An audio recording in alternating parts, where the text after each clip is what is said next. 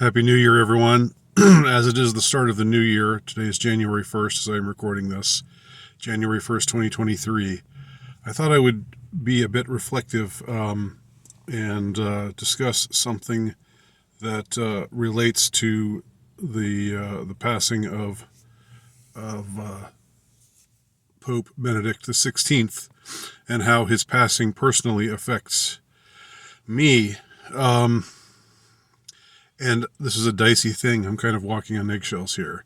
I am a Catholic. I'm a practicing Catholic. I also am aware of the church's dire state right now.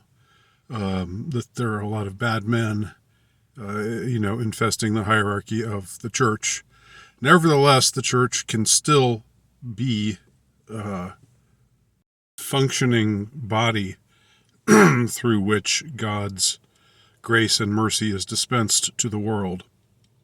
Those two ideas are not necessarily in conflict with one another. In fact, there's no reason to think why they would be in conflict with one another. Now, this isn't me doing a brief for Catholicism or trying to convert anybody or trying to dissuade anybody who has a negative impression of Catholicism, because I can understand why many people do. Especially in our day and age. I do ask you to put that away if you want to listen to my account here, just because I think it's good to listen with an open mind and an open heart, even if somebody is an adherent to a perspective or a point of view or a church body, in my case, that maybe you are not, you're not down with. I've had my conflicts with Taylor Marshall in the past, Dr. Taylor Marshall, but I want to give him credit. He is someone who came up with a fantastic metaphor for what I'm trying to describe with regard to the church, and in fact, it came in the form of a vision that he had, that he reported having one time. He saw the church represented by this extremely sick woman on death's door, and there was a child nursing this woman who was in really bad shape, who was really sick. And he thought to himself, is the milk still good? Will the child still obtain nourishment from the milk?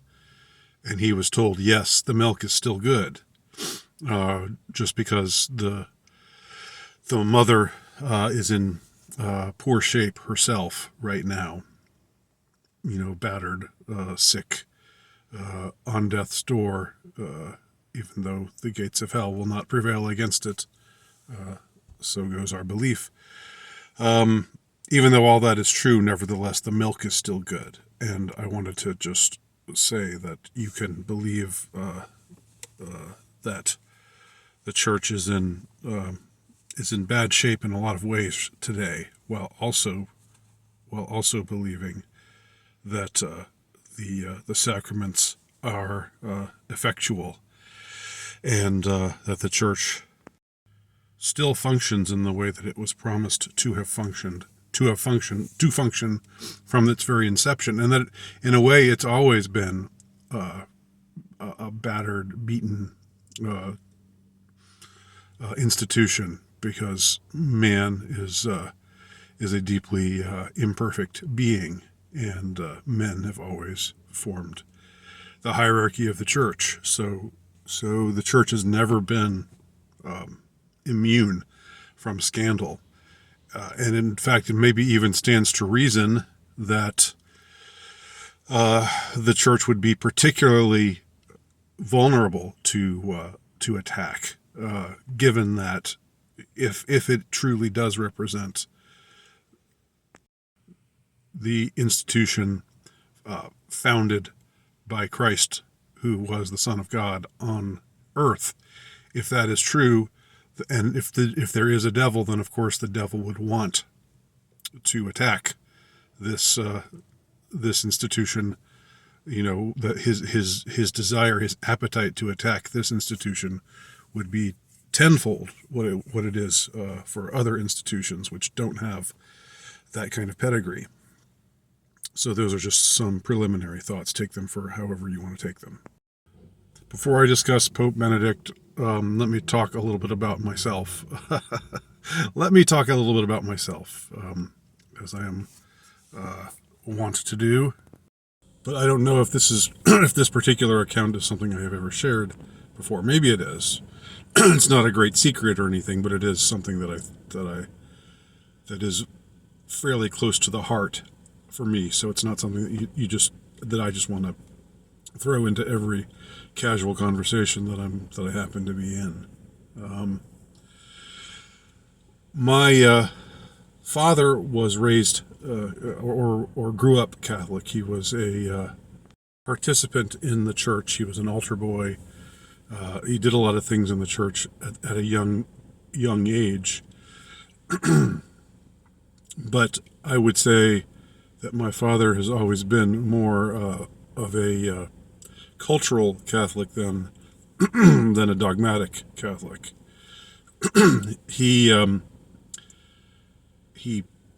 first became active in the church as a youth because, to put it frankly, he grew up in a rather chaotic home, and the church was a place that he could go that provided order and provided an escape from a home that was a home life situation that was quite difficult. As a result, my father grew up Catholic nominally, but was never devout, never close to devout. And I'm not even sure if he practiced in the sense of going to mass on Sundays and holy days of obligation and so forth. As a youth, or when he was in college or in graduate school, around the time when he met my mother, which was in college, and they married when my father was still attending graduate school in Wisconsin, in the state of Wisconsin, not in the institution of the University of Wisconsin, just to be clear. To locate this story in some kind of geographical setting, it was Wisconsin. Now, my mother grew up Lutheran. My father was a city boy, in the very ethnic enclave that was and still is Milwaukee, Wisconsin. My mother grew up in a town about an hour outside of Milwaukee. Very different culturally speaking. Worlds apart in many ways. She grew up Lutheran. When my parents married, they married in a Catholic church, and they were essentially received into the Catholic Church by, I don't know what you call it, the premarital counseling that was standard for the church at that time. And at that time, and I think this still is the case even today, I believe the rule is, and it's an oft broken rule, and it was broken in the case of my parents, but the idea is, if a Catholic marries a non-Catholic and they marry within the Catholic Church, that the non-Catholic spouse has to agree that any offspring that they have will be raised Catholic. And that was what my mother agreed to at the time. This was, a few years before I came along. So 5 or 6 years later, the setting changes. My father gets a job teaching psychology at Emory University, moves down to Atlanta, Georgia. Talk about a different culture. In 1969, and of course, is accompanied by his wife, my soon-to-be mother, and in 1971, I am born, and my mother changes her mind, she decides not to raise me Catholic. After all, she wants me to be raised Lutheran. My father says okay to that. So I'm wanting to say all of this without any judgment, without expressing any judgment for either of my parents. I'm just saying this is what took place. I was supposed to have been raised Catholic, as the one and only offspring of my parents. The rule was not that my mother ever had to convert to Catholicism herself, but that she had to consent to me being raised Catholic. But I was not raised Catholic. I was raised Lutheran. And my father was, said, okay, raise him Lutheran. Whatever. Again, I'm not meaning to be flip about it or anything. I don't know how the conversation actually went, but that was what essentially took place. Now, all of my life, from the time of my youth, from a very early age, I remember being drawn to the Catholic faith, being drawn to Catholicism. And I think a part of this was, when we would go north, I would go north with my parents every Christmas and every summer. Pretty standard thing. Christmas was a magical time for me because growing up in the South, you didn't normally see snow, and so we would go up to Wisconsin, and usually there was snow. Sometimes there wasn't, and that was always disappointing when there wasn't. Disappointing to me when there wasn't, but usually there was at least snow on the ground, and that made it more Christmassy. That was what I thought Christmas ought to be. I couldn't imagine Christmas at the time anything other than involving at least the strong prospect of snow, and the idea of having to spend a Christmas in my hometown, which was Atlanta, or Metro Atlanta. That was where I was born. That was where I grew up. That was my hometown. The idea of spending Christmas there was, as a youth, unfathomable to me. So there was something kind of idealized in my childhood mind about Wisconsin in the winter. And I know that people who live up there, who live in places like Wisconsin, Michigan, Minnesota, South Dakota, where I was a couple of winters ago, during a time where the temperature was 0 and there was a huge snowstorm while I was there.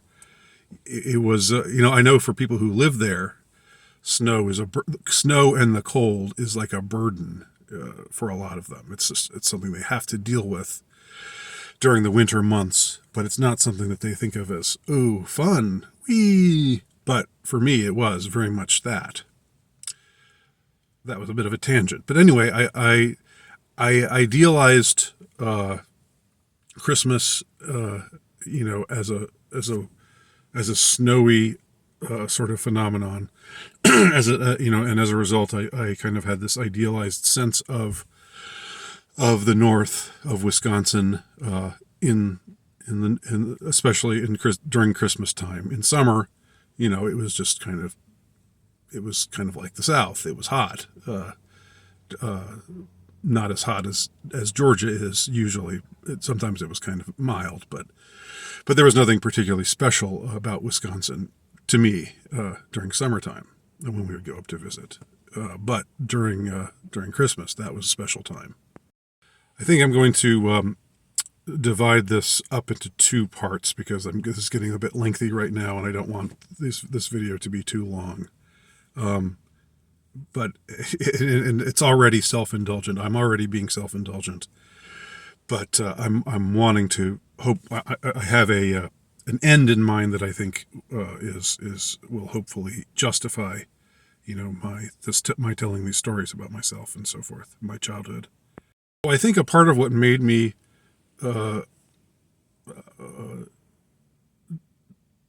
yearn for Catholicism or be drawn to Catholicism, in addition to it just being what was put in my heart because I believe that was where I was supposed. That was how I was supposed to have been raised.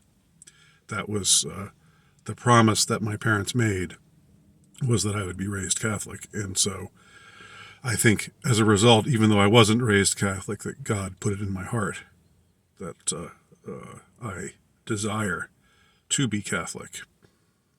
A tangible way I would see this manifest is when we would visit my father's family in Milwaukee.